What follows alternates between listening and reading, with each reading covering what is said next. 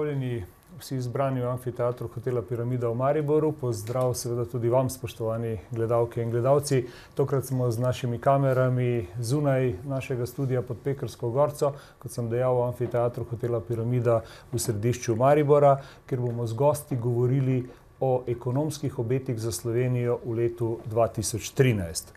Strm padec bruto domačega proizvoda Slovenije v drugem četrtletju letošnjega leta, veliko zmanjšanje naložb, prav tako padec tako imenovanega domačega povpraševanja in kupne moči slovenskega prebivalstva, ter ne nazadnje banke, ki se ukvarjajo same s seboj in ne s podporo gospodarstvu.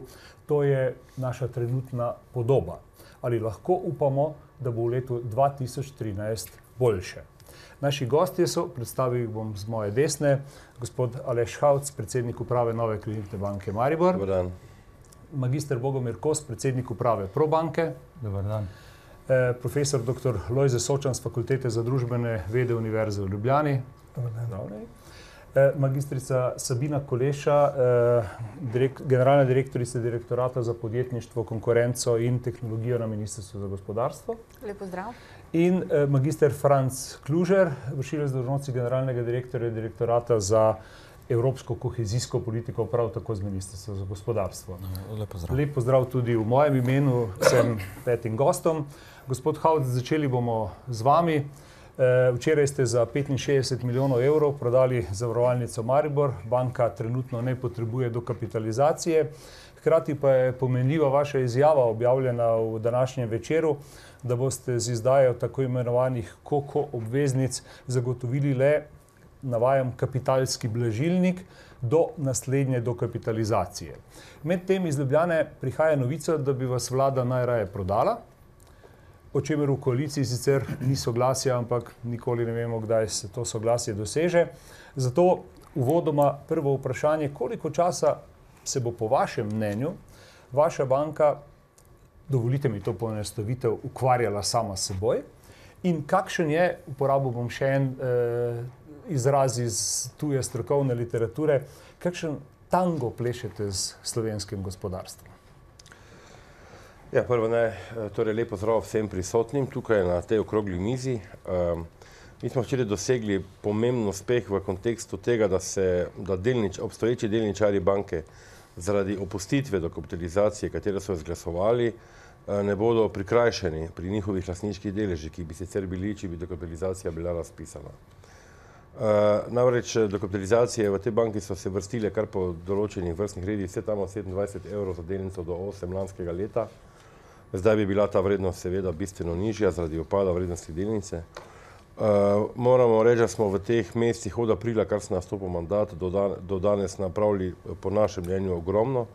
V veliki večini smo očistili kreditni portfelj, začeli smo zmanjševati stroške, banka ima zdaj že skoraj 6% nižje stroške, kot je imela lansko leto. In pa seveda ta glavni izzivi nas pa seveda še čakajo v zvezi z organizacijo in pa v zvezi z racionalizacijo stroškov. Vse to je za cilj čim boljši servis za komitente. Banka ne bo zdaleč takšna, kot je zdaj, bo ožja, bo tanjša, tudi manjša bo, z veliko manj zaposlenimi kot danes. Vse to in pa zato, da bo bolj fleksibilna, da bo zagotavljala bolj kakovostni servis za svoje stranke. Da pa lahko ta servis dosežemo, moramo pa seveda strukturne spremembe v banki čim prej izpeljati, kar tudi že ta trenutek delamo. Za prodajo zavarovalnice Maribor nam ni bilo treba dokapitalizirati banke, pa z prodajo oziroma z delnim odkupom hibridnega instrumenta smo uspeli izvoziti, ampak za lastno, bom rekel, brez dokapitalizacije, kar štejemo za pozitivno za obstoječe delničarje. KOKO pa je seveda kot kapitalski blažilnik, kot buffer, samo prehodno obdobje do velike dokapitalizacije, ki jo načrtujemo naslednje leto. In s tem bi se tudi zaključil proces kapitalske konsolidacije. Tako meni, da se bomo lahko takrat dalje začeli res ukvarjati z svojo osnovno dejavnostjo, z kreditiranjem in pa z nudenjem vseh bančnih storitev. V banki smo oblikovali že razvojno jedro za nove storitve, ki teh verjetno pogrešate. Tako da tudi na pošti smo to ustanovili ob mojem prihodu sektor za razvoj storitev. Tako da brez novih storitev seveda ni tudi tržnega deleža in pa zadovoljstva strank. Organizirali se bomo pa tako, da ne bo takšna organizacija, kot je zdaj, ampak bo po poslovnih centrih, in v kontekstu tega, da bodo tržniki morali večino svojega časa prebiti na terenu pri strankah. Spravi, da bodo oni k vam prihajali, nek bi k njim v banko.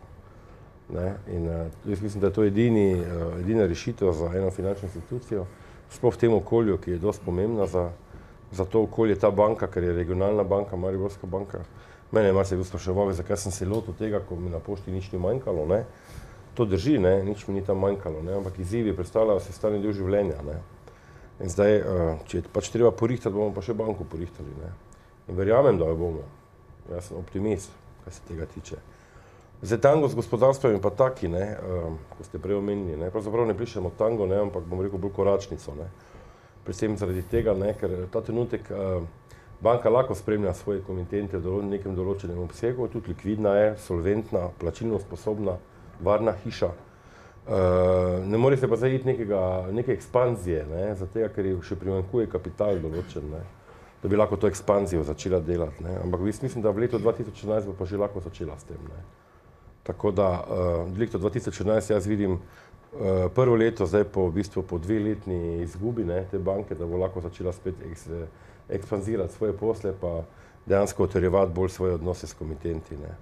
Morate tudi vedeti, ne, da ta trenutek je v gospodarstvu velika nelikvidnost prav zaradi tega, po mojem mnenju, ker banke ne sodelujejo dovolj. Ne. In to je treba čim prej popraviti. Ne. Mi smo zato tu, za svoje stranke, ne zaradi samega sebe. In jaz pač kot gospodarstvenik, pa tudi kot bivši bančnik, se zavedam tega, da se mora banka čim prej vključiti spet v denarne tokove in dejansko se spet začne suportirati svoje komitente v polni meri, da pa lahko to stori, se mora pa najprej kapitalsko konsolidirati. Ne. Brez tega to ni možno. In to je verjetno tudi resnica vseh bank ostalih v Sloveniji. Ne. Tako da mi imamo še velike načrte s to banko, ne. In tudi ne bomo pustili, da bi se nam zniževal tržni delež. In imamo že trenutno pomemben tržni delež še v Republiki Sloveniji. Smo prisotni v 4 državah, ne samo v Sloveniji. Tako da razširjenost skupine je veliko večja, ne, kot si mogoče marsikomu zdi. Tudi tam nameravamo strukturne spremembe narediti. Naš cilj je v glavnem po vseh teh strukturnih spremembah zagotoviti komitentom najboljši bančni servis. S tem in to all in one, bi se temu reklo, vse v enem in seveda na domu. To. In tudi naši skrbniki že vedo, kaj jih čaka. Tako da bodo tudi posebna izobraževanja dali skozi, ne, za trženje bančnih storitev. Tako po corporate, kot po retail liniji. Ne. Tako da tu velike spremembe načrtujemo, ne, velike spremembe. Ne. Hvala vam lepa za to uvodno razmišljanje. Gospod Kos, vi ste se morali v banki, ki dolgo časa ni veljala za problematično, skoraj da čez noč preleviti v kriznega menedžerja. Kakšna je videti ta naša kriza skozi okna majhne banke? Hvala lepa za zelo zanimivo vprašanje. Ne. Seveda, ko gledaš skozi okno, včasih stvar zgleda bolj siva, kot v resnici je in kot je treba, da bi bila siva. Ne. Še prej pa moram reči, da me je zbodlo tisto pavšalno, ne, da se banke ukvarjajo same s sabo. Ne. Seveda, kar nekaj tega je že povedal moj kolega, jaz bi to podkrepil še z nekaj številkami. Ne. Če gledamo za nazaj od tega trenutka, je bilančna vsota bančnega sektorja v Sloveniji šla od približno 55 milijard na 47. To nekaj pomeni. Ja, ne? V tem istem obdobju, samo v teku leta dni, so neto terjatve bančnega sektorja do države povečane za 2,5 milijardi. Praktično je bančni sektor poplačal neto dolg do tujine. In seveda, to so neke razmere, znotraj katerih se zdaj gibamo. Istočasno se je pa v letu 2010 začelo, bi rekel, pravzaprav izredno hitro prilagajanje. Na tem je stal regulator, popolnoma isto zdaj dela seveda tudi EBA, Evropska bančna agencija, ne? Ker je pa seveda rahlo v nasprotju s tem, kar smo se učili in kar piše v knjigah, ne? Da v časih, ko je težko, moraš popustiti, v časih, ko je pa zelo fajn, pa moraš fejs zategniti, ne?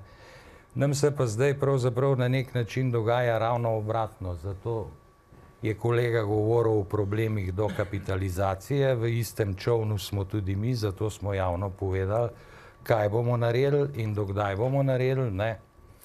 Seveda, glavni talc vsega tega je pa gospodarstvo, ne. In v gospodarstvu je pa približno tako, ne, saj mi vsi vemo, če avtomobilskega motorja ne mažeš, potem pač enostavno ne teče. In mazivo je denar, ker na koncu koncev imamo denarno ekonomijo, ne, nimamo barter ekonomije, ne. In seveda ta stvar se začenja pravzaprav na nek absurden način bi rekel, odvijati, ne. Tisti, ki ste že toliko stari in se spomnite še jugoslovanskih časov, v Jugoslaviji smo pravzaprav velikokrat govorili, to bo moj kolega profesor Sočan zelo dobro vedel, ne. Joj, vse je nelikvidno, ne. Ampak takrat je bilo vse nesolventno. Danes pa pravimo, stvar je nesolventna, je pa nelikvidna. In mi de facto skozi finančni sektor peljemo realni sektor v nesolventnost, ne. In seveda znotraj tega se banke pravzaprav zelo težko obrnemo, ne. Če vzamete samo v letošnjem letu, na letnem nivoju so se krediti zmanjšali za 4%, 4% od 34 milijard je, se ve koliko, ne. V istem obdobju, ker je pač denar, ki ga imamo, je kreditni denar, je potem logična posledica ta, da so se zmanjšali tudi depoziti. Preko povečanja neto terjatev se ve, kam je denar šel, ne. In torej nam bankirjem ostane samo dvoje, ne. In sicer, da se borimo za te depozite, ki jih pač še obstajajo, realni sektor denarja nima več, strga zadnje rezerve, zdaj se je približno podobna situacija začela na sektorju prebivalstva, tujina je zaprta, ker je interesantno nekaj, da so se začela razmišljanja, ne, da bo ECB praktično penaliziral nočne depozite, kar pomeni, da bi preko tega prisilil banke, da začnejo nekaj med sabo delati, ne. Tudi med nemškimi bankami ni več takega zaupanja, kot je nekoč bilo. To je vse seveda posledica te krize. Iznotraj tega je popolnoma logično, da je ena institucija, kot je Probanka, ne, na takem razburkanem morju zgleda kot en mali čolnček, se takole zible, kaj pa sem, ne, oni zraven mene so tankar, ne. Ampak res je pa nekaj, ne, ko se bo pa zadeva umirila, ne, bomo pa mi lahko hitro spluli kot oni, ne. To je pa dejstvo, ker ko ti tankar zaženeš, to kar nekaj časa rapa, ne, ampak ko pa začne iti, potem je pa neustavljiv, ne, tako da ne bo kolega užaljen glede tega, ne.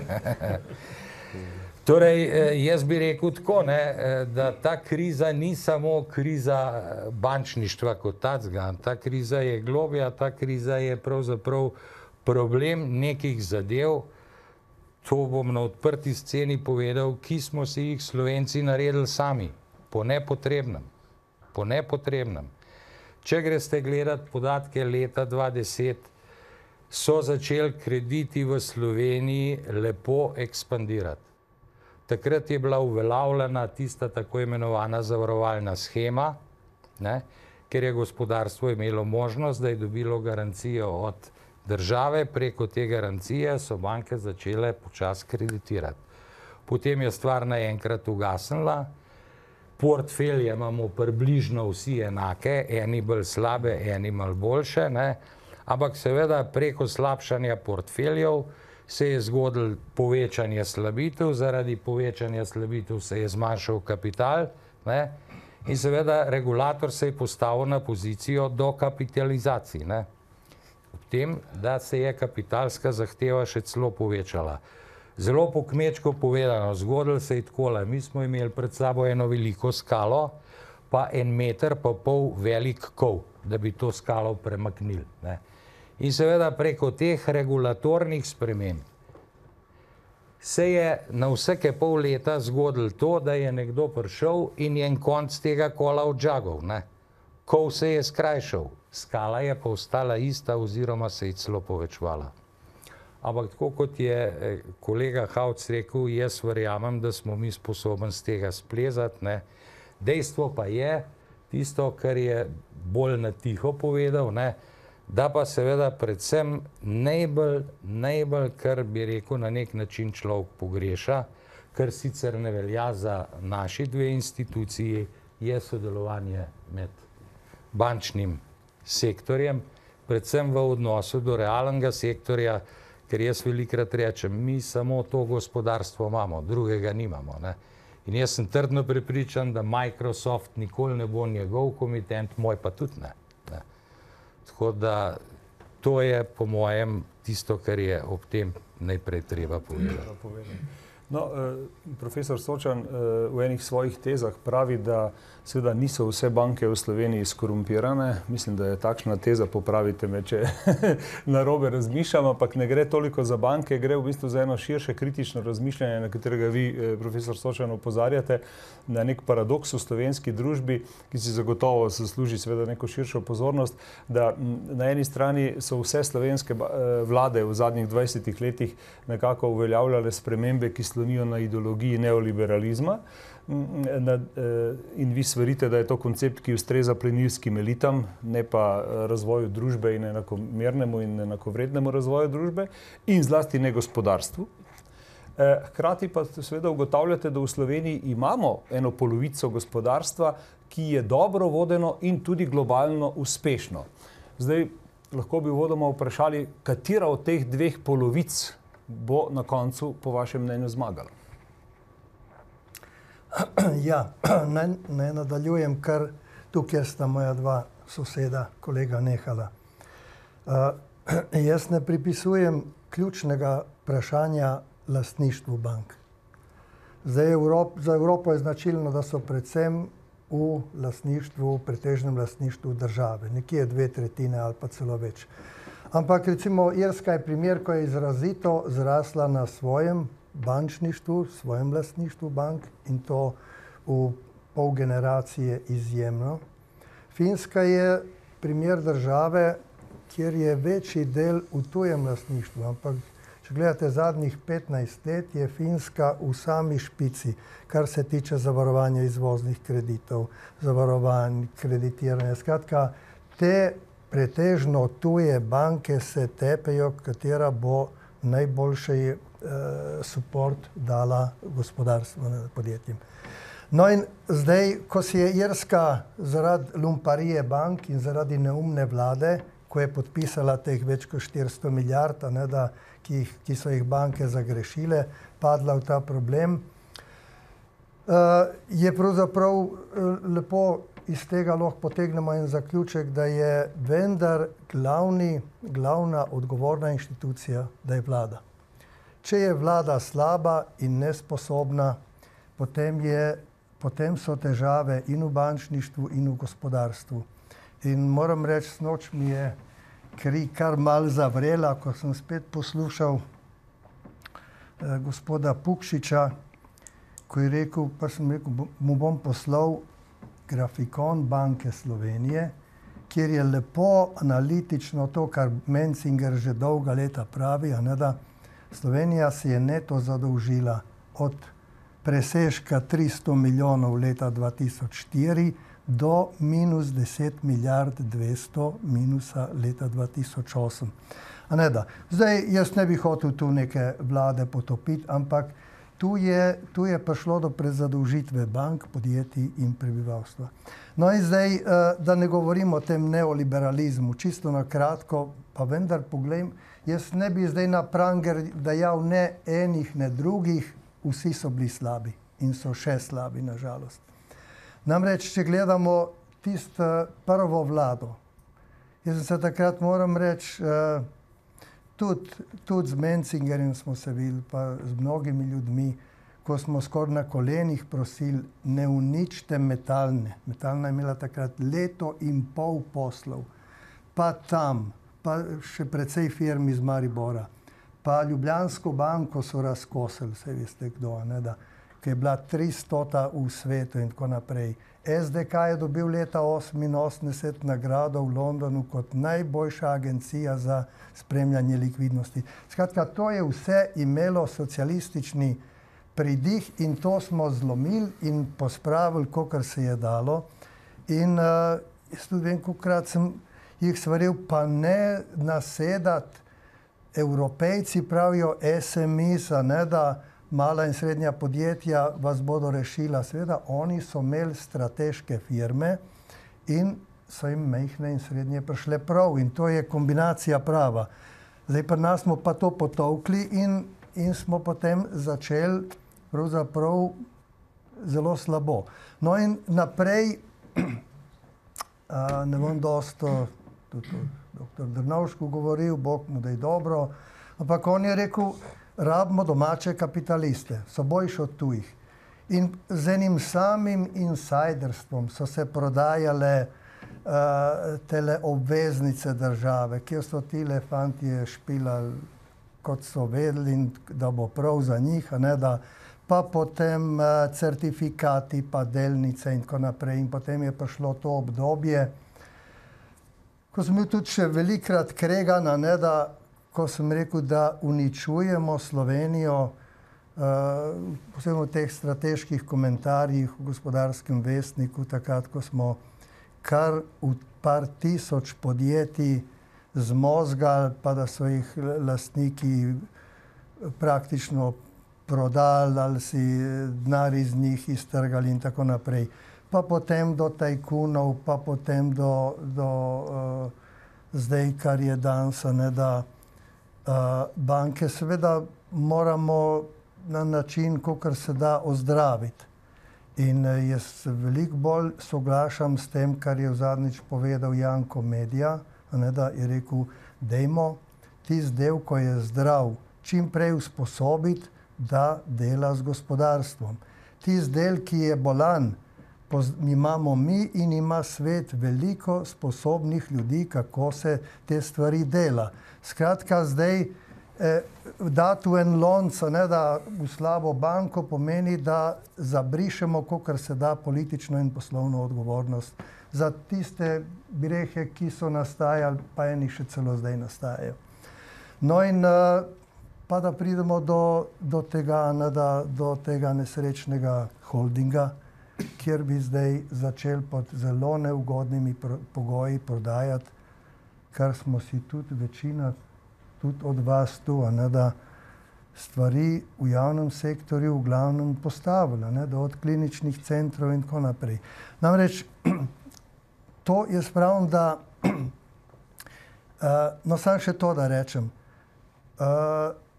ta neoliberalizem in te plenilske elite, ki so najbolj oškodovale tudi Ameriko, ocene so za 25 000 milijard dolarjev. En BDP ZDA znaša 14 000 milijard dolarjev. ZDA so danes finančna sirota, 130 milijard deviznih rezerv, Kitajska 3000 milijard in tako naprej. 8 milijonov ljudi je izgubilo nepremičnine oziroma družin in tako naprej. No in zdaj ta bistvo neoliberalizma ali pa te skvarjene globalizacije je v bistvu ena povezava med politiki. Vsak kongresnik ZDA ima 5 lobistov, pa kar malo računajte. Med politiki, med finančnim sektorjem, velikim delom menedžmenta in tudi velikim delom stroke. Tako da zdaj, če mi sam peljemo recimo eno črko od tega revolta naroda pri nas, ne, da stvar ni tako enostavna, ne, da. To se pravi, narod je spoznal, da je bil opeharjen, zdaj pa ne moramo reči, zdaj pa potovcimo vse banke in tako naprej. To ne gre, zdraviti je treba, ne da. No, v tem smislu pa pomeni, da je treba to zelo načrtno delati in tisto, kar mislim, da je dobro, da se zgledujemo, kako so pa Skandinavci in še enih 10 držav, ki so danes lideri v svetu, oni so tudi preživeli globalizacijo. Ne da? In kako so oni dali prednost v prvi vrsti znanju, pa governmental capability, a ne da, in potem šele kapitalu. Ne da, tu se zdi, da te zadeve je dobro malo skupaj pogledati, mogoče sem bil malo dolg. V nadaljevanju bomo še pogledali kakšen model, ne samo finskega, še kakšnega drugega skandinavskega, eden mi je na misel, ampak prihranil bom to vprašanje za pozneje. Gremo zdaj na vladno stran, ker imamo dva gosta z Ministrstva za gospodarstvo. Gospod Koleša, vi vodite zelo pomemben direktorat, zagotovo imate tudi dokaj celovite podatke o tem, kakšne so razmere v slovenskem gospodarstvu. Kako dolgo bo šlo samo recimo z varčevanjem? Kaj nameravate predlagati, kaj ste predlagali in v bistvu kaj bo vlada v prihodnje storila za dvig konkurenčnosti, recimo za dvig domačega povpraševanja, za katerega ugotavljamo, da je zdaj nekaj, kar manjka, saj tisti zdravi polovici gospodarstva, od katere pričakujemo, da bo še naprej dobro in uspešno funkcionirala. Ja, res je, da je vlada primorana zmanjšati javnofinančne izdatke, vendar je sprejela že določene ukrepe za spodbudo gospodarstvu. Sprejet je program ukrepov za spodbujanje gospodarstva. Na okviru tega je bilo sprejetih že 3 paketi ukrepov, ki se nanašajo po eni strani na spodbujanje podpornega okolja, spremembo zakonodaje, ki prinašajo po eni strani neposredne koristi gospodarstvu. Če omenim v tem primeru spremembo zakona o davčnih olajšavah za vlaganje v raziskave in razvoj, v investicije. Tu se je dvignila davčna olajšava pri investicijah na 40%, pri raziskavah v razvoj pa na 100%. Skrajšujejo se določeni administrativni postopki, predvsem na okoljskem področju, infrastrukturnem področju. Hkrati pa je vlada že tudi sprejela finančne ukrepe za spodbujanje gospodarstva. V okviru teh prvih 3 paketov ukrepov je namenila razvojnim spodbudam 566 milijonov evrov. Na osnovi tega se ocenjuje nekje ustvarjanje 2500 novih delovnih mest v letošnjem in v prihodnjih letih. Je pa dejstvo, da v okviru teh finančnih spodbud je kar precej denarja namenjenega raziskavam in razvoju, 180 milijonov, nekaj tudi malim in srednjim podjetjem, 89 milijonov, in glede na težave, predvsem bomo rekli gradbenega sektorja, je za infrastrukturne projekte namenjenih 231 milijonov evrov sredstev. V pripravi ima vlada še 4. paket ukrepov, kjer bo poudarek predvsem na odpravi administrativnih ovir, ki se pač pojavljajo kot ene izmed glavnih ovir tudi za tuje neposredne investitorje. V naslednjem letu načrtujemo javne investicije v višini približno 1,1 milijarde evrov, kar pomeni, da se povpraševanje seveda domače lahko na tem področju tudi dvigne. Je pa dejstvo, da delamo tudi na dolgoročnih ukrepih, pripravljamo strategijo razvoja Slovenije, o čemer bo sicer kolega več povedal, pa tudi slovensko industrijsko politiko za obdobje naslednje finančne perspektive 2014 do 2020, kjer načrtujemo usmeritve in pa tudi konkretne ukrepe, tako na področju poslovnega okolja, kot tudi spodbujanje podjetništva, inovacij in pa seveda odgovarjanje na širše družbene izzive in pa zagotavljanje trajnostnega razvoja gospodarstva. Zdaj, v okviru industrijske politike bi predvsem omenila tudi vlaganja v znanje, podjetnost, inovativnost, ker to nam v bistvu na domačem trgu kar manjka. Odgovor na družbene izzive, v bistvu vemo, da v prihodnosti predvsem se kaže perspektiva na migracijah, na hrani, zdravstvu in takih storitvah. Seveda pa načrtujemo gradnjo predvsem na lastnih kompetencah, pametni specializaciji, tam, kjer je že bilo nekaj narejenega, in nadgradnja tovrstnih aktivnosti. Ključno pa je tudi povezovanje med vsemi akterji. Tu mislim tako razvojno-raziskovalne inštitucije, gospodarstvo, seveda vladne inštitucije in vse ostale. V tem trenutku mislim, da je to. To je ta okvir, znotraj katerega.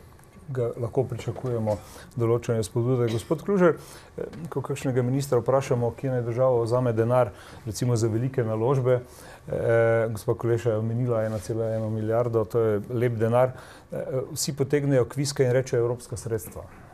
Poznamo ta odgovor, ta je zelo pogost pri vsakem. Politiki so vešči pri besedah, pa to radi uporabijo. Ampak recimo slišali smo pred kratkim predsednika vlade, ki je po prvem krogu usklajevanja evropskega proračuna odkrito dejal slovenski javnosti, da ta ni ugoden za Slovenijo. Zato me zanima stališče vašega direktorata, kaj se nam po vaše obeta, koliko bo denimo v evropski finančni perspektivi 2014-2020 tega denarja, na katerih področjih, kako bomo povečali učinkovitost črpanja evropskega denarja. Vse to so znane težave slovenskega okolja, na katere iščemo odgovore. Hvala za vprašanje.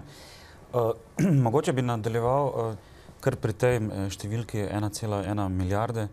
V bistvu je to načrt, da toliko denarja izplačamo v letu 2013 za projekte, ki so financirani iz evropskih sredstev.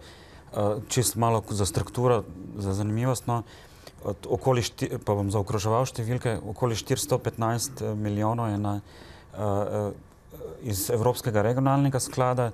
Tukaj se bo denar, v bistvu se deleži delijo med regionalnim razvojem in vlaganjem v podjetništvo, kjer bomo pripravili razpise za tisti preostanek sredstev, ki jih sedaj iščemo. Pol razvoj človeških virov, tu je okoli 206 milijonov, kjer bodo ukrepi namenjeni od vseživljenjskega učenja do subvencije za zaposlovanje in samozaposlovanje in druge projekte. In tale kohezijski sklad, ki pa ima približno 477 milijonov načrtovanih izplačil. Tukaj se pa večinoma gre v prometno infrastrukturo, okoli 270 milijonov na železniško.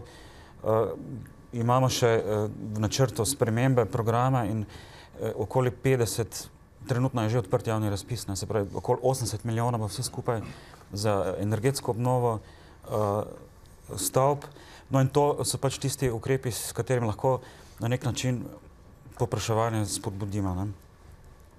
Zdaj za naprej, pač vrh, ki je bil v novembra, je propadel, dogovor ni bil dosežen, zato pač številk enostavno še nimamo. Seveda pa so neke ocene, ki so tudi pač krožile, pa to so zgolj neformalne, da si lahko pač žal obetamo, mislim žal, ker smo se prvič mi nekoliko razvili, smo razvitejši od prejšnje periode, ko smo začeli programirati, plus tega je velik pritisk na EU budžet, verjetno bomo prikrajšani za kak denar, to se pač moramo zavedati. No, kljub temu pa smo pričeli z intenzivnim načrtovanjem razvoja za to prihodnost, zato smo pričeli delati na strategijo razvoja Slovenije do leta 2020, ki je nek ključen strateški okvir, in tukaj se mi zdi, da moramo doseči konsenz o tistih glavnih prioritetah. Potem pa na te prioritete vezati investicijska področja in konkretne projekte, ki jih bomo identificirali kot tiste, ki največ doprinesejo k tem ciljem. Smo lahko konkretni, recimo, katera področja boste vi predlagali, torej kje spodbuditi povpraševanje? Če lahko, seveda, kot Ministrstvo za gospodarski razvoj in tehnologijo in tudi kot pripravljalec teh dokumentov, smo spodbudo začeli s tem, da koncentriramo vsaj 50% sredstev v prihodnosti za gospodarski razvoj. Od tega tukaj noter zagovarjamo 3 prioritete, to so investiranja na področju raziskav in razvoja ter inovacij in povezovanja s gospodarstvom, spodbude za mala in srednja podjetja ter za zaposlovanje mladih in seveda ukvarjanje z starejših. To je tisto izhodišče, s katerim smo mi začeli debato o tem, kaj bi naj bila prioriteta. To pa zaradi tega, ker se zavedamo in po vseh izračunih tudi Urada za makroekonomske analize in razvoj, nam je ta potencijalna gospodarska rast padla zelo, In če ne bomo nič storili na tem področju, nam bo do leta 2020 ta potencijalna rast se sploh ne bo prišla nad 1%, recimo, ne. Kaj šele dejansko. Se pravi, da smo prevzeli pristop, da je potrebno pri novi strategiji razvoja res se osredotočiti na ta gospodarski razvoj, da lahko dosežemo večjo rast. Seveda pa ob tej rasti ne smemo pozabiti, bom rekel, te okoljske vplive in socialni položaj. Ne. Se pravi, ta delitev stroškov ali pa eksternalije treba pravilno porazdeliti. Prav tako je potrebno v tistem delu, socialnem delu, iskati predvsem izzive, ne, kaj tam z vidika storitev, več delovnih mest dobiti in kako seveda ljudje bodo kakovostno še živeli. Ne. Hvala vam za to uvodno razmišljanje. Pojdimo k enemu vprašanju, ki je zelo travmatično na nek način, zelo veliko polemike, nažalost bolj ideoloških in političnih kot pa stvarnih. Govorimo o slabi banki. Obeta se jih sicer referendum, ampak ali bi recimo slabo banko lahko nadomestilo, mislim, da je to tudi eden izmed vaših predlogov, profesor Sočan, intenzivnejše prevzemanje lastniških deležev v zadolženih podjetjih in recimo z njim povezano krizno vodenje teh podjetij? Ja, tole vprašanje je kompleksno, ne da. Čeprav najbrž namen slabe banke je to, da ne pri rdečih in ne pred črnih ne vemo, kdo je bil kriv za stare grehe. To je v bistvu čisto ideološka rešitev, ki nima nobene zveze s cash flowom pa s tistim, kar bo potem šlo v denar. Tako nekako te debate v tem trenutku izgledajo, tudi če temu v resnici ni tako. Ja, gledajte, jaz celo mislim, da je dobro, da ni prvi korak gledati, kdo so rdeči, črni, beli, zeleni in tako naprej. Ker to nas je že itak spravilo na kolena. No, res pa je, da recimo naj omenim tu SID banko. Mislim, da so imeli oni okrog zdaj v tem mandatu tega vodstva okrog 4500 stikov s podjetji, tudi odobritev večinoma manjših kreditov, pomoči za okrog 13 milijard, mislim, da je bilo izvoznih garancij za okrog, mislim, da okrog 4 milijarde kreditov, poslovali so pozitivno in tako naprej. No in zdaj tu se mi zdi, da dobro, zdaj ta vlada je zamenjala nažalost to vodstvo, ampak v enem takem kontekstu se mi zdi, da je treba gledati zdaj tole gospodarstvo. Tisto, kar je zdravega, je globalno uspešnega, jaz skozi pravim, da to je treba gledati kot oči. Namreč zdaj ne glede na to, da se niste Fincev prepovedal, ampak Finci so pravzaprav v 5-6 letih sanirali dobre polovico ekonomije, vse tiste, kar je do 90. leta delala Sovjetsko zvezo. No in oni so delali tako, istočasno, ko so sanirali banke in urejali banke, so oni tudi pravzaprav sanirali gospodarstvo. In denarja niso dali najslabšim pod zelo težkimi pogoji, visokimi obrestmi in tako naprej, ampak so ga dali znotraj svojih 8-9 grozdov. To so vsi Skandinavci delali. Italijani imajo pa trgovinske grozde predvsem. No, denar so dali tistim, ko so najboljši, po ugodnih pogojih, in ta menedžment teh nosilcev je zagarantiral bankam, državi, EU, da bo denar dobila nazaj. No in oni so pa dobili ingerence, da uredijo menedžment, da uredijo finance, proizvodne programe, tehnologije, izvoz in tako naprej. Skratka, notranje odnose v teh firmih in tako naprej. In ta kombinacija, mislim, da bi morala tudi pri nas se prizadevati, da začne delati. No in jaz mislim, da od zadaj imamo vendar ECB, kjer bi lahko tudi selektivno dobili ustrezna sredstva, tudi Evropska investicijska banka, Evropska banka za obnovo in razvoj in tako naprej.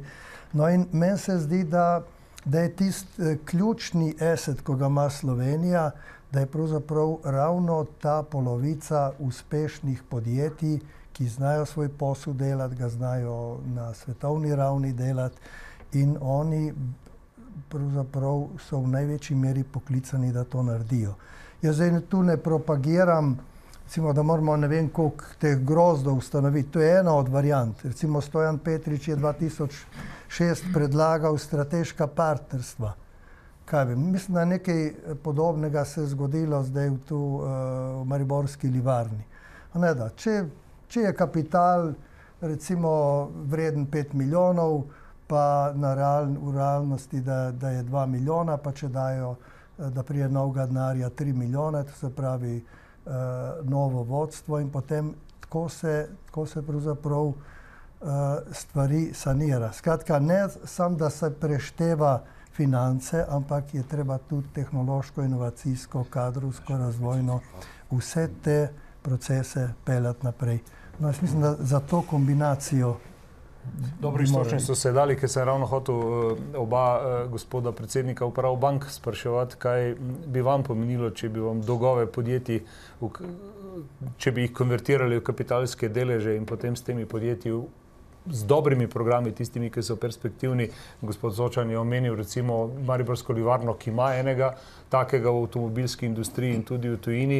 Recimo, kaj bi se s tem lahko zgodilo? Ker mislim, da nekaj od tega se je sicer že zgodilo v praksi, ampak dajmo na enem takem primeru razdelati, kje vi vidite svojo vlogo in tudi priložnosti, seveda.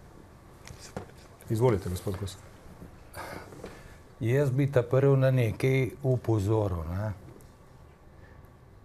Jaz mislim, da mi delamo v osnovi že zdaj eno napako z vsem spoštovanjem, kar so povedali kolegi iz ministrstva. Zakaj?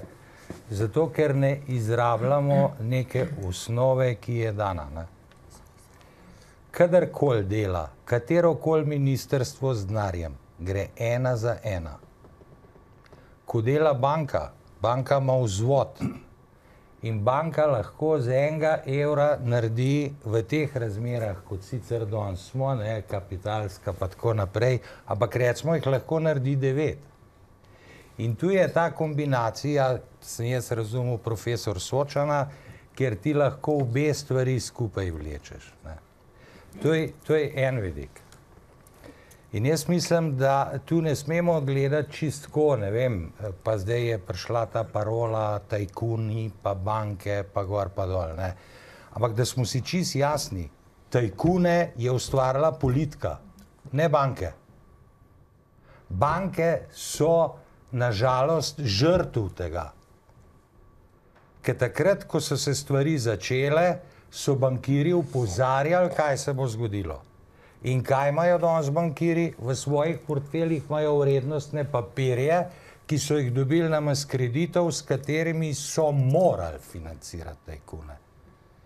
In pri kreditu je bil tok obresti, pri vrednostnih papirjih pa ni nič, samo slabitve. Torej, da smo si tlele glede tega čist jasni, pa nisem noben advokat bančnikov.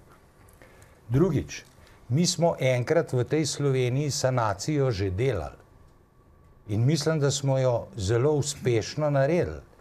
Saj fond, Svetovna banka, pa še kdo je ocenjeval, da je bila tista sanacija leta 1993 do 1997 bančnega sektorja ena najuspešnejših v svetovnem merilu. Mi danes seveda na novo nek purfelj gruntamo. V redu. In jaz moram reči, da sem za to slabo banko v celoti pod enim pogojem, da ko bo ta PUBB, ali kako se že reče, dobil ta portfelj, naj ga v momentu spremeni v 100% delež v realnem sektorju. In mi bomo dva problema naenkrat rešili. Mi bomo rešili problem naših klasifikacij, ker naenkrat bo imelo gospodarstvo 50% več kapitala, mi se bomo rešili nekih slabitev, ne bomo rabili do kapitalizacij delati in vse bo lepo in prav, če bi bilo preprosto res tako. Ampak stvar je zelo jasna. Saj jaz ne vem, kaj mi vsak let na novo purfelj gruntamo. Mi imamo nek izvozni sektor, ki živi praktično to državo že odkar je nastala pa do danes. In jaz mislim, da tu nimamo sploh kaj filozofirati. Mi moramo delati samo tako, da se volumen tega sektorja povečuje. To je to. To je to. In banke in gospodarstvo, to je ogledalo. To je eno, se vidi v drugem. In to ločevanje banke, pa gor, pa dol, pa to se mi zdi, to je nepotrebno. Mi bi z veseljem financirali, če bi možnost imeli. Ampak jo nimamo. Jo nimamo. In še eno zadevo bi rad povedal.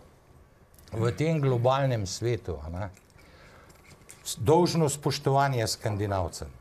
Ampak ti isti Skandinavci so od začetka krize pa do par mesecev nazaj, če greš gledati podatke fonda, Estonijo spraznili. 17% družbenega produkta so skandinavske banke odpeljale. Mislim, tako da v tem globalnem svetu ljubezni ni. In samo, kadar filozofiramo naprej o tem bančnem sektorju v Sloveniji, jaz mislim, da ni kar tako enostavno reči, da boš prodal en paradni konj, kot je recimo Mariborska, Nova kreditna banka Maribor in Nova Ljubljanska banka, sta paradni konj, če jih pravilno upravljaš, če pravilno delaš z njima. Če je pa tako, kot je bilo, potem sta pa lahko zelo veliko breme. Samo to moramo zastopati, pa samo tako moramo delati. Pa ne rabimo nobenih velikih strategij. Gospod Kos, eno vprašanje. Hvala vam za to razmišljanje, gospod Kos. Ampak gospoda Hauca moram v tem kontekstu tudi tega, kar ste vi povedali in kar je prej profesor Sočan povedal, v bistvu vprašati, koliko je realno pričakovanje, recimo, da bi, ne vem, banke ali pa tudi večja podjetja v Sloveniji dobila te takovane kakovostne tuje strateške partnerje, v katerih na nek način, oprostite mi, na tej poenostavitvi nekoliko sanjamo v teh kriznih časih. Je kakšna velika banka, ki bi kupila Mariborsko pa rekla, evo ga, zdaj smo pa mi to razčistili, ali je pa boljše narediti to, kar je gospod Kos na nek način, bom rekel, zdaj sugeriral se, da ni omenjal konkretnih sosedov, ampak recimo velike, mislim, lepe, recimo božične voščila lahko pošljemo proti Dunaju ali pa proti kakšni drugi soseščini, ko govorimo o konkretni praksi tudi tujih bank na slovenskem trgu, ker je ta trg odprt. Gospod Hauc. Ja, jaz bom najprej začel z eno sintagmo, ki mislim, da drži, in sicer, da je v glavah naših teh ljubih Slovencev še veliko komunizma in socializma.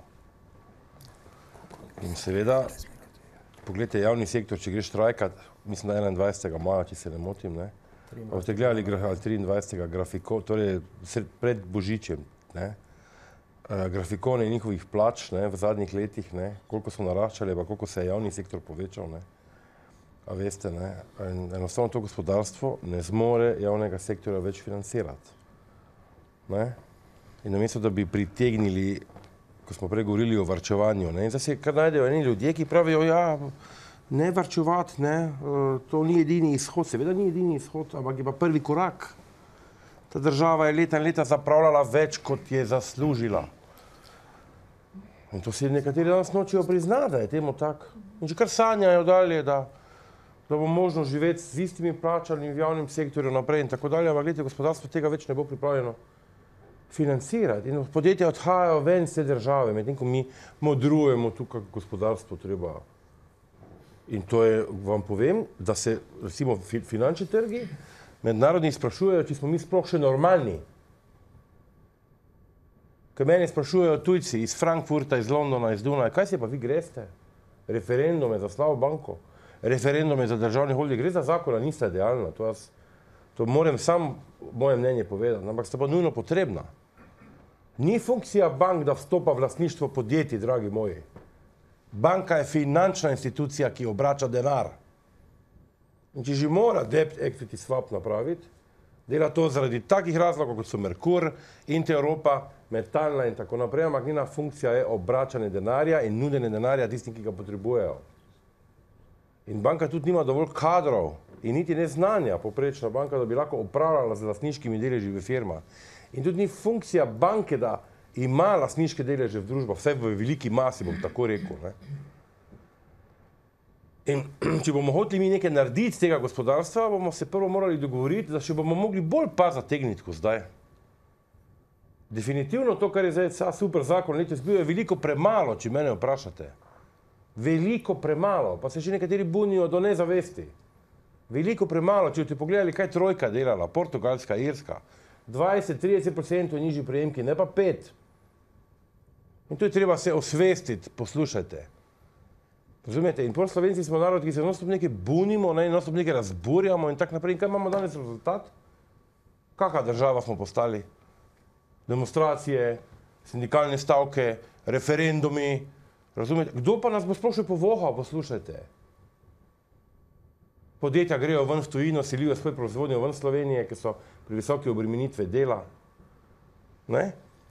In zdaj, če pogledate modele, vse neoliberalne, ne vem kakve, keynesijanske in tak naprej, to so vsi zelo pametni, kaj se tega tiče. Neoliberalizem v svoji funkciji pravzaprav niti ni tak slab, če me vprašate, ker spodbuja konkurenčnost. Ne? Spodbuja konkurenčnost, ampak mora biti pa kontroliran.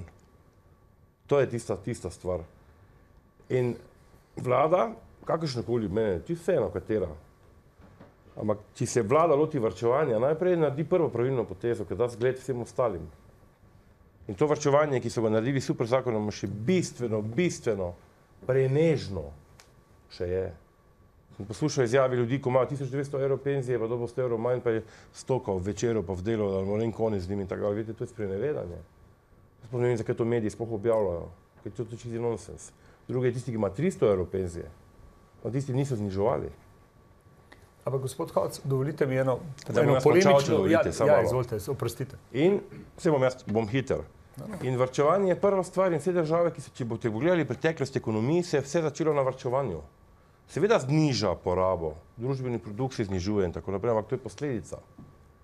Potem pa treba druga stopnja, so pa to, kar zdaj čakamo, so pa razvojne spodbude in pa spodbude gospodarstvu, davčne olajšave,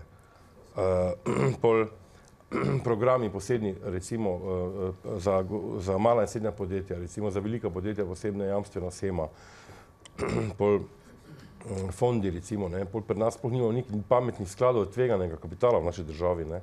So obstajajo določena podjetja, ki delajo, samo ne morejo z obsegom, ne vem, naprej iti in tak naprej.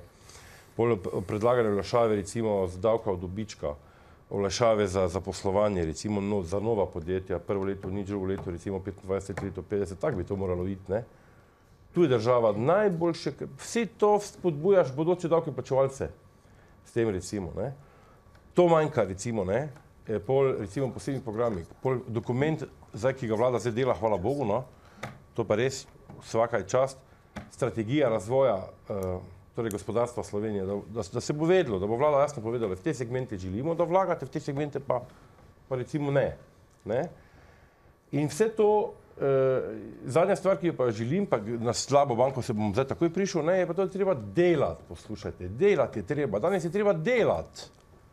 Vse pa, pogledajte recimo, koliko ljudi je na socialnih transferih, pa koliko ljudi se jim splača iti v službo.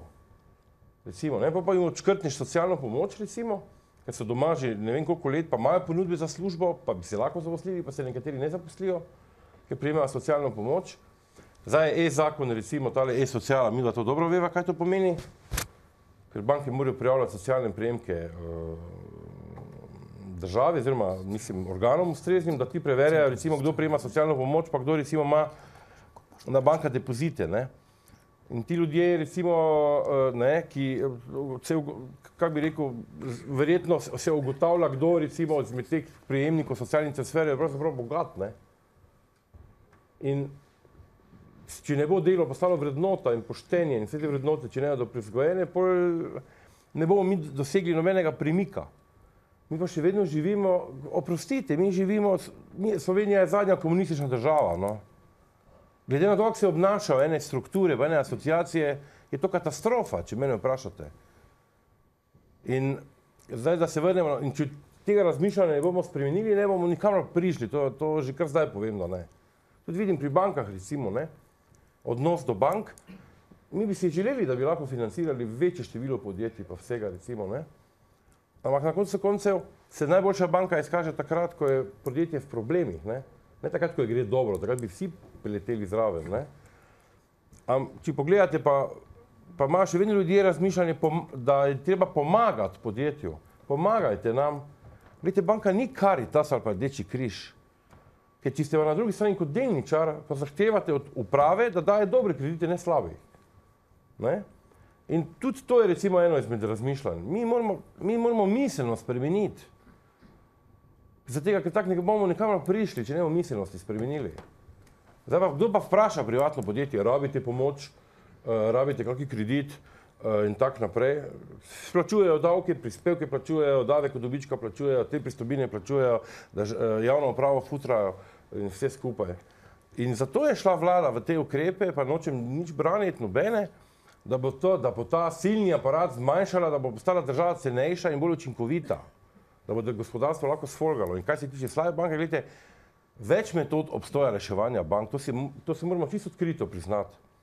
Zdaj, v zadnjih mesecih sta bile v diskusiji najbolj žolčna, ali gremo v slabo banko, ali pa dajmo banke dokapitalizirati.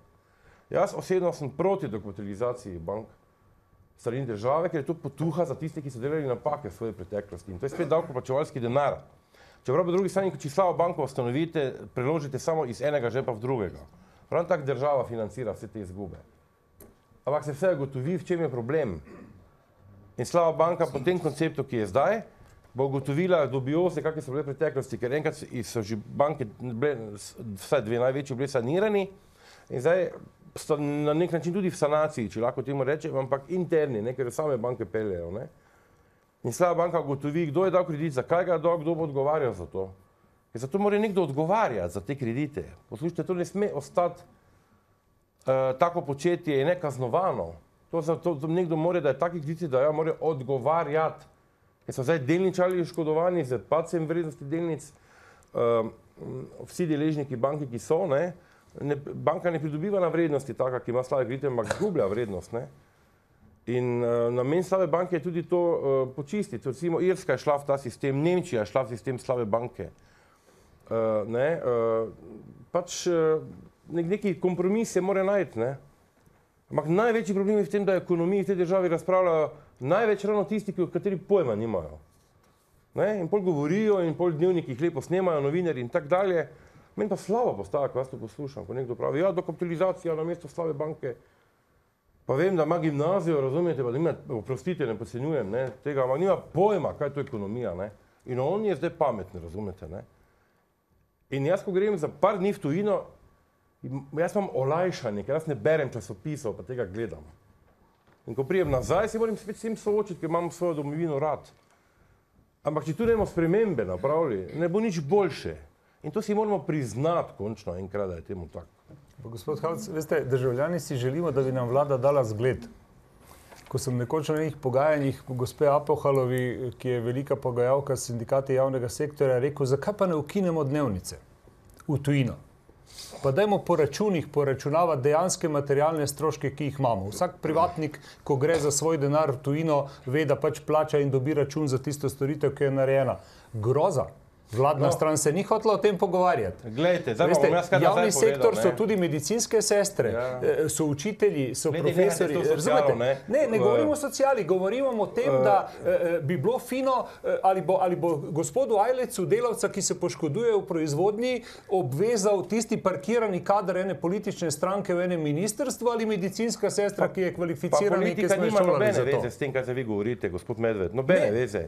Ker javni sektor so službe, ki so potrebne v tej državi, hočem samo povedati, da spet mešamo politiko v nekaj, za kar nima smisla, da mešamo politiko. In danes smo začeli že s politiko. Govorimo o zgledih, samo ne o politiki. Zgledi so pa taki, da zadnjič je bila ena oddaja, koliko zaslužijo sindikalni voditelji, recimo, kakšne senine imajo v bankah, ko sedijo, ne? A veste? In če začnemo pri tem, moramo pri samem sebi najprej počistiti. To je res. Ja. Ne? In vlada dala zgled s tem, da si je plači znižala. Vsi ministri, vsi javni uslužbenci in vse skupaj, kar spada pod vladni resor, je dala ta zgled, recimo, pa če mene vprašate, še premalo. Glede na to, pogledajte si grafikone rasti plač v javnem sektorju v zadnjih 10 letih. Poglejte si grafikon rasti gibanja plač v gospodarstvu, gospod Medved. Tako da ne zdaj meni o javnem sektorju. A veste? Ker če si pogledate te grafikone, grita na X skupe, saj gospod Sočan to dobro ve. Ne? Oni so dobivali vrednosti, pa nimam nič proti njim, sploh ne, jaz jih zelo cenim, pa vse poklice, ki so, ne? Ampak dajmo si enkrat ogledalo postaviti. Gospodarstvo je zniževalo plače, javni sektor jih je pa zviševal.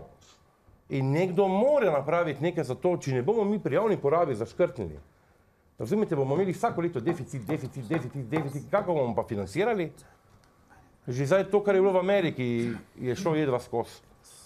Za naslednje leto so še dodatne potrebe, naslednje leto imamo zapadlost obveznic, mislim, da okoli 2 milijarde, nekaj takega. Čujte, to ni šala, a veste, in zato si moramo naliti čistega vina, ne biti fin, pa razpravljati o tem, kako bi mogel nekdo govoriti. Če se točno vse ve, kaj je treba napraviti. Ja. Hvala vam lepa, gospod Havc, za to razmišljanje. Čisto zadnje vprašanje, pa komentar, seveda profesor Sočan me je prosil za komentar, mu bom dal besedo, ker čas nas preganja in čas je neusmiljen, ampak eno vprašanje. Kako vemo, da vsako leto odteče v davčne oaze 600 milijonov evrov, ne vemo pa, kako ta denar zadržati v Sloveniji? Pozna kdo odgovor na to vprašanje? Gospod Sočan, izvolite. Ja, jaz bi par zadev pokomentiral. Zdaj, gospod Havc, moram tole reči, da neoliberalizem je res konkurenco po svetu postavil praviloma zelo trdo. Najlažje shajajo tisti, ki imajo največ znanja. Od bank do podjetij in do države na prvem mestu. Tako da tisto, kar je pa tudi značilnost številka 1 neoliberalizma, je pa tudi to, da finančni sektor je za vse svoje in slabe odločitve, pa naj so bile politično inicirane, naj so bile bančne, da je praviloma razen par bank, da so ta sredstva bankam bila na način povrnjena, da so bila dokapitalizirana iz davčnih sredstev in tako naprej. Skratka, zdaj jaz bi vam majčken kredibilnosti tule vzel, ne da. In pa ne dve zadeve, mislim okrog sociale, ampak bistvo mojega komentarja je drugje. Zdaj socialo pa mislim, da tudi ne moramo delati kot medved v trgovini s porcelanom, ker danes dejansko vidimo, da tiste države, ki imajo človeka, ki gojijo vrednote, do znanja, do enega konsenza in tako naprej, tiste države so ne samo najbolj konkurenčne, ampak tudi najbolj humane družbe so. In kar je še značilno, je to, pejte gledati po zaposlenem, tam so tudi profiti najvišji. Mislim, ampak to je zelo težko. No, jaz bi, kot ste vprašali, jaz bi najprej začel pri državi takole. Jaz sem to podrobneje tudi v dveh razpravah v delu Posel in denar, 21. maja, mislim, je to, tam sem opredelil, kako varčuje 27 članic EU in OECD države. No in bolj kot gremo proti urejenim državam, bolj je to preprečevanje bankrotov gospodarstva, skratka, čim manj metanja ljudi na cesto, kjer se država zelo trudi, tudi z bankami, tudi s tujim kapitalom in tako naprej. Znanje od šolstva, univerze, raziskave, kjer ni vse idealno, to je nekako prav na zadnjem mestu, administracija tudi pogosto. No in bolj kot gremo proti tem nesrečnežem Južni Evropi in tudi večini vzhodne EU, ja, bolj je to, jaz bi rekel, to robustno, nečloveško varčevanje, kar pravzaprav tudi sesuva znanje naroda. In poglejte, koliko nam je, recimo Radeče papir, pa cel kup dobrih firm, da je propadlo. Tam propade ne sam kapital, ne samo tista oprema, ampak propada ogromno znanja. In to je to. No in gledajte, država, jaz mislim, da bi se država morala naša tak zgled postaviti. A ne da najprej čim manj bankrotov. To je že veliko zamujenega, ampak še vedno se da veliko narediti. Druga zadeva, država mora počistiti korupcijo. Jo čistiti in čim bolj počistiti. Glejte, a je tiste 2,5 milijarde pri avtocestah, a je korupcija ali ni? Če težko štati 1,3 milijarde, pa še več namesto 600, koliko stane, a je to korupcija pa nesposobnost, ne, da države in menedžmenta in tako naprej. A je korupcija recimo to, da namesto da bi IT projekt za 100 domov za ostarele, a ne da za 400.000 evrov, a ne da ga dvakrat prekinejo, ker niso bili ta pravi nosilci, a ne da ko so bili ta pravi, so dobili 1.382.000 evrov, naredili nič in tako naprej. Mislim, tu je te korupcije, ljudje, ki poznajo to, ocenjujejo 20 do 25% vseh javnih naročil. Potem je siva ekonomija. Monti je potegnil pol leta 30 milijard iz sive ekonomije. Če bi mi približno tako naredili, pa ni treba, da računamo milijardo, ampak če bi 200-300 milijonov, pa še toliko pri zmanjšanju korupcije, pa ugotavljajo, da 1.600 evrov je v zadnjem letu odteklo ven in tako naprej. Mislim, če bi država poskušala tu noter kaj narediti, ne, da potem jaz mislim, da tele plače v javnem sektorju je čisto prav, jaz sem tudi zagovarjal, da grejo med prvimi zadevami, ko grejo dola, ne da. No in tisto, kar je pa najhujše, je pa to, kot sem že prej rekel, to brutalno varčevanje na sociali, na zdravstvu, na šolstvu do konca. Ne, to je tisto, kar ruši ene temelje sodobne države in gospodarstva. Samo pa nas ni brutalnega varčevanja. Je pa ni, no, mislim, gledajte, če se 5% plače znižano, ni pravite temu brutalno varčevanje. Plače so eno od segmentov, ne da. Hvala vam lepa za to prvo uro prispevkov, za vsa razmišljanja, ker mislim, da smo tudi s to polemičnostjo marsikaj odprli in marsikaj odgovorili. Vsak izmed nas si bo seveda odgovore na nek način predelal sam pri sebi, tega nikoli ne moremo preprečiti, ampak dejstvo je, da smo odgovore imeli, informacije imeli, tudi številke imeli, tudi z vladne strani slišali, o kakšnih številkah se govori in na kaj lahko računamo v letu 2013. Jaz sem seveda za to prvo uro še enkrat zahvaljujem za vse prispevke in razmišljanja, občinstvu seveda in tudi vam, spoštovani gledalci, hvala lepa za pozornost in nasvidenje.